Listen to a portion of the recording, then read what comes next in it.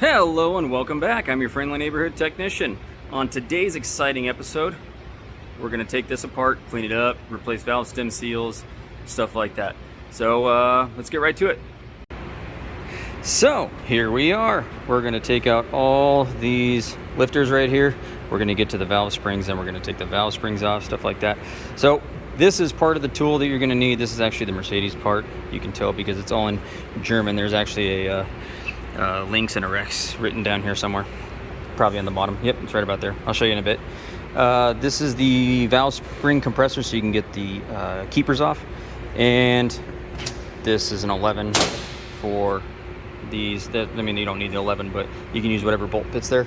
I just use I had these extra studs laying about, and then this is that little cute little baby slide hammer that we're going to use to get the timing chain guides out. This is a wedge that we're going to use to get the oilers out. And then these are the drifts that will install the new valve stem seals. These are going to get the old ones off. And these actually use the little magnetic fingers that get down in there to pull out the keepers, which I already took out this one right here. So this is a lot easier on the car. What you're going to do on the car is you're going to have all this off, you're going to have the cams out, then you're going to pressurize the cylinder with a cylinder leak down tester, and that's going to keep the valves pressed against the seat, and so you can actually press that down. But I have these off right now, so I'm not going to do it that way. Also, because doing this one, the keepers were stuck in there pretty good, so I would be afraid of dropping a valve into a cylinder, getting the head all the way back on, then dropping a valve into a cylinder, which would not be fun trying to get that back out. I'd have to get the head back out. But let's take this apart and then we'll get to it. All right, let's get this out onto a tray. Nice. So here we are. This is not exactly the holder for this engine. This is actually a 102 part number right there.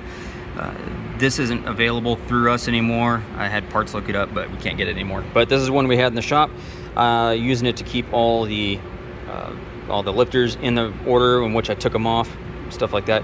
You want to keep them with the where exactly you took them off. So this is the order I took them off in, and that's the order I'm going to put them back in. I'm not sure. Yeah, here's some keepers right there. Those were stuck in there pretty good. So I'll show you getting them out in a minute. Okay, as you can see right there, Lynx, which is pointing to the left, and Rex, which is pointing to the right. Also, while we're in here, we're going to get all these bits of buildup and stuff like that out of there. You can see a bunch right there in the cylinder head bores for the bolts. We're going to get all that out. Some of these actually might have the washer stuck in there still because of all the buildup in there, and we're going to get all that schmutz right there out, stuff like that. Also, we're going to replace that. And we're going to replace that broken one right there. Also, a side note, if I'm not using this thing 100% correct, sue me. Before we get started real quick, look, Mercedes parts, yeah? Look, part numbers right there. It's a Mercedes part in a parts bag. These also Mercedes parts. These are going to be the new pins that I'm going to put in the timing chain guides. And look, Mercedes valve stem seals, all of them. Also, while we're at it, I have more Mercedes parts that I had to bring back.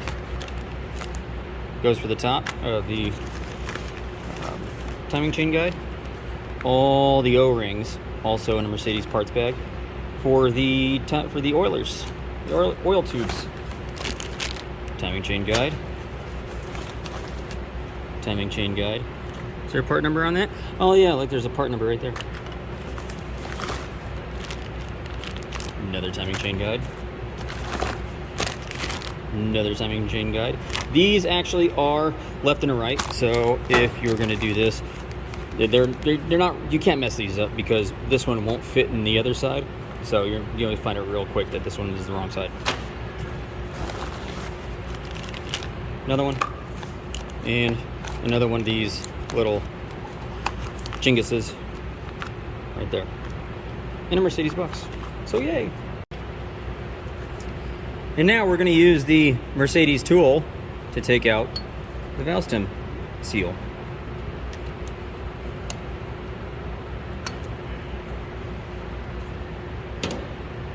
Look at that. Okay, here is the old valve stem seal. Here's a new one.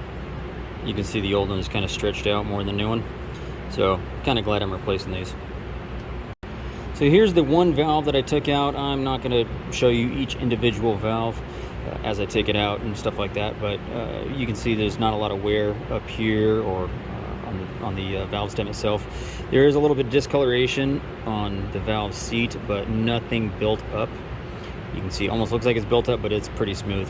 I'm not going to do a valve job or valve lash or valve lapping on this because I don't want to change the valve lift at all, because if you grind the valves and the valve seats, what you're going to do is you're going to change that profile right there. You're going to change the profile of the cylinder head, and this is going to the valve is actually going to lift less because it's going to lift less that way because it's going to be farther up this way, and you could hurt performance, stuff like that. So I'm not going to be doing that. I'm just going to throw these dirty valves back in. These are the exhaust, one of the exhaust valves.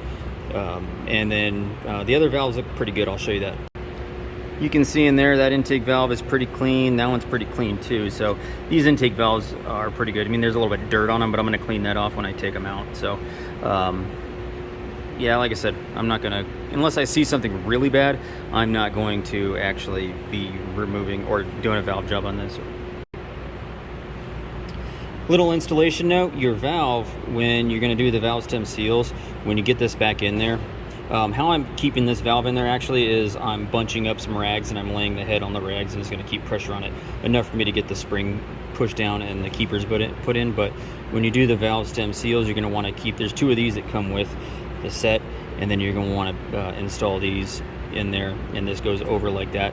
Just protects the lip right there when you put that on from the edge right here, so you don't damage the seal. Alright, so I'm just going to go ahead and remove all the valves, because when I get all this stuff, and I'm going to spray this out with some brake cleaner, carb cleaner, something like that. I don't want anything getting stuck inside the valve springs or build up, none of that. So I'm going to go ahead and remove all the exhaust valves, and then I'll remove all the intake valves. And as you can see, the keepers are stuck on there pretty well. See if you can see that in there a little bit. There we go. Kind of got to give it a push. Then get in here with your little fingers.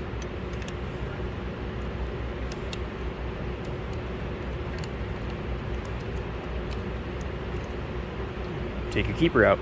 They're keepers.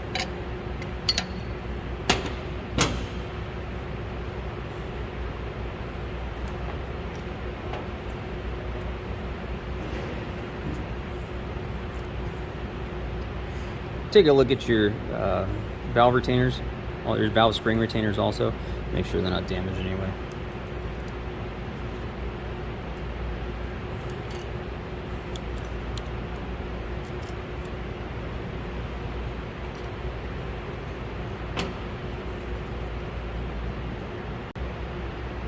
Okay, if you don't have the tools to do this, I actually forgot to mention this, but back in the early days of the Chevy 350, stuff like that, 60s, 50s, 60s, 70s, what you could do that gets the valve spring off really easily is you get a socket about that size, maybe a little smaller, and then you put it on top, a deep socket because fingers, and you put it on top and give it a smack with a hammer, and it pops the valve down and it pops the keepers out, and it does it really quickly. I'm not going to do that because I have the tools, but just so you guys know that that's what they used to do back in the day.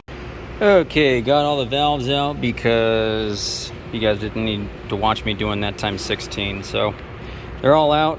There's the intake side, there's the exhaust side. Actually, intake, exhaust, sorry. So now I'm going to clean it out, and I'm going to get all of that stuff out, all the buildup and whatnot. I'm going to leave the oil tubes in because I don't want any of those particles, any of those chunks getting inside those passages, stuff like that. So I'm going to clean it out, and then I'm going to take those out and I'm going to reseal those. Well, here we are doing a little experiment. I'm going to try and clean these. Now these valves are available, but for all 16 exhaust valves, it's going to be about $500. So I'm going to go ahead and try not to spend that. So I have some type of cleaning liquid. The brand shall not be named, but I'm going to let these sit overnight, and we'll check them again in the morning, and we'll see if any of the stuff, any of the carbon stuff like that is able to come off, and we'll see if this product actually works, which is kind of interesting. You can kind of see right, it's kind of hard to tell, but right there you can kind of see the streams of whatever coming up from that one valve. So hopefully this stuff is actually doing its job. That'd be fantastic. You can just wipe off the carbon and clean it and call it a day. Okay, so I lied. I'm actually going to clean up these valve seats a little bit with some valve grinding compound. Not a lot though, just enough to clean up the face. I'm not going to grind it a whole ton, just so I can make sure I get a good seal on those valves. So next I am going to remove all of these oil tubes, and you're going to use this. You don't want to use anything metal because you don't want to damage the surface of the head. So all you got to do is figure out how to get in here with that. And pop, there we go. Pop it out. Look at that flew.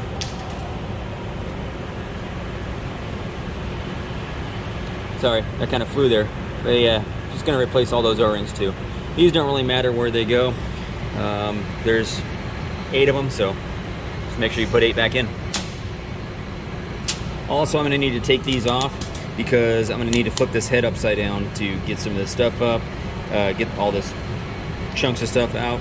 Also to grind the valves, or to clean up the valve seats on the underside of the head.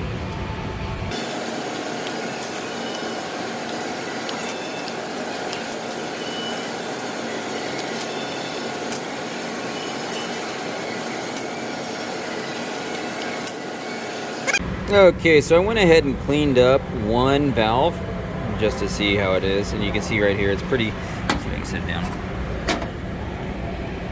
You can see right there, pretty good, pretty clean. I mean, there's a few spots of discoloration on there, but it looks pretty good. Also, there's the valve that I did, or the seat. So looks pretty good. Also, I'm gonna go ahead and do the rest of them. You do want to make sure you're going to keep the valve that you're going to clean, and you're going to grind with the seat that you so you want to make sure you keep track of these. I'm going to clean off that. That's a bunch of the grit. But like this valve is going to go with this in this spot right here, and then the rest of them, that valve is going to go there, and it's going to just keep track of those. Now the compound I'm using is fairly coarse, and you don't need a lot. So that's about as much as you're going to need. It's going to clean up both sides. And also, one thing you gotta, I'm not going to use I don't have the suction cup for this, because you can see there's already some carbon buildup on the bottom side of the valve, and it's not going to, the suction cup isn't going to stick to that. So it doesn't take a lot of grinding in here to get that surface just right.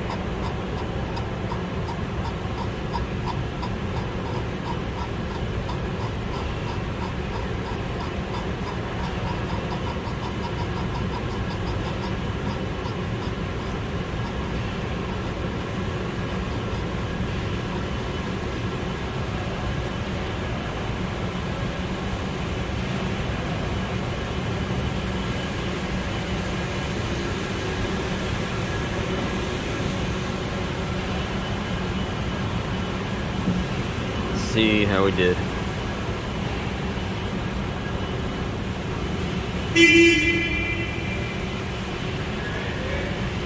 Pretty good. See, it doesn't take a lot.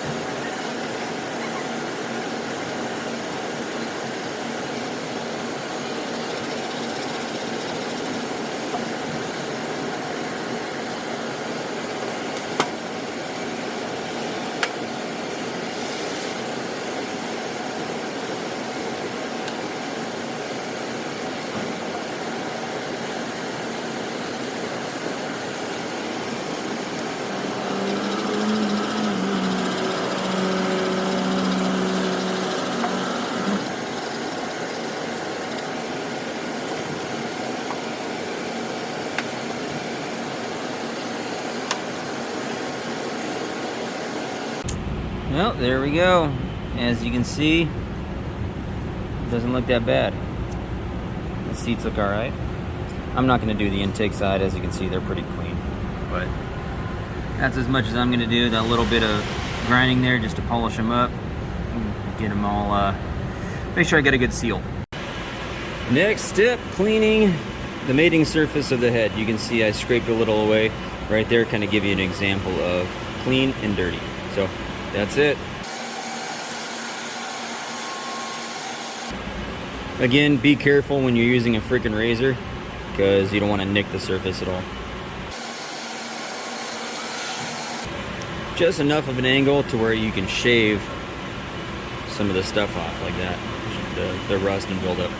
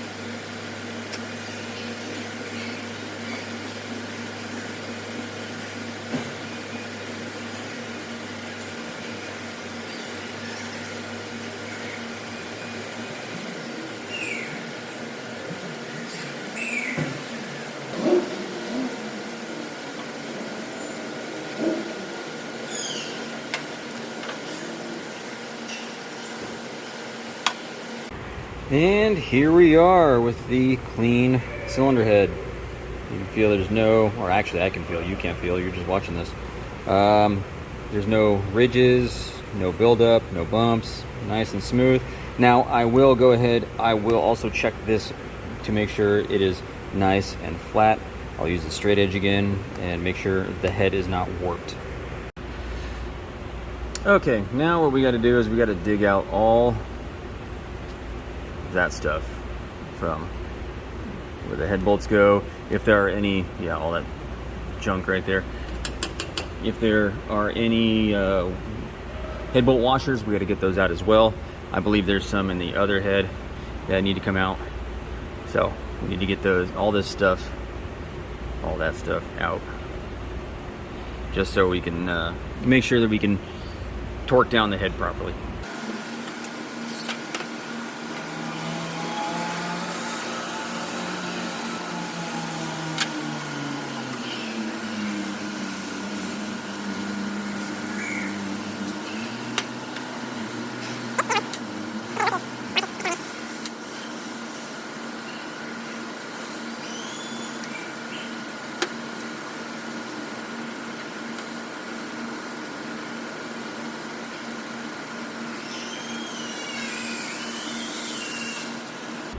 I think something like that's pretty good. It doesn't have to be perfect. I mean, there can be a tiny little bit of stuff in there, but nothing that's gonna prevent the head bolt from being torqued down properly.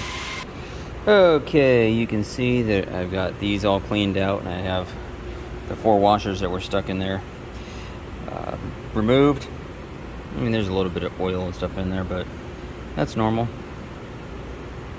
Next, we're gonna clean off this surface. Then make that look all nice and pretty, and we're going to clean this out. There's some buildup and gunk right there. Take that sensor out. We're going to make all of this look like this right here, all that.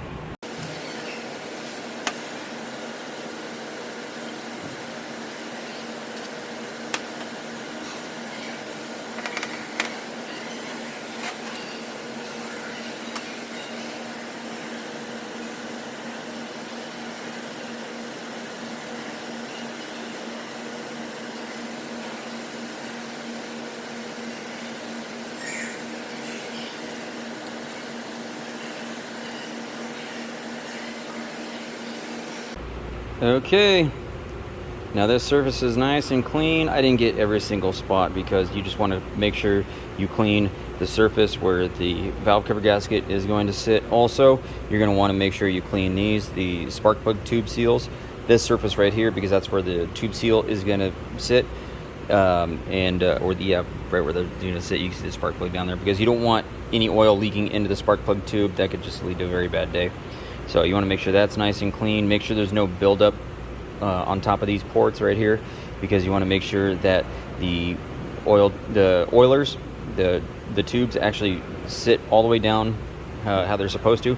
And also, if there's gunk built up right here, you're not going to be able to torque down the camshaft bearing caps properly, which have a lip that sit over the edge of the oiler. They sit right over that edge right there, and you don't want to cause any interference that way. Well, that's it for today's video. This thing is ready right now to be reassembled, but I'm gonna do that in the next video, because that is gonna be a whole another long process to get all that stuff back together right there. Make sure we're gonna go through all those lifters, make sure none of those are sticking, stuff like that. So right now, this thing's clean and ready to be reassembled. So thank you for watching, and hit subscribe, give me that thumbs up.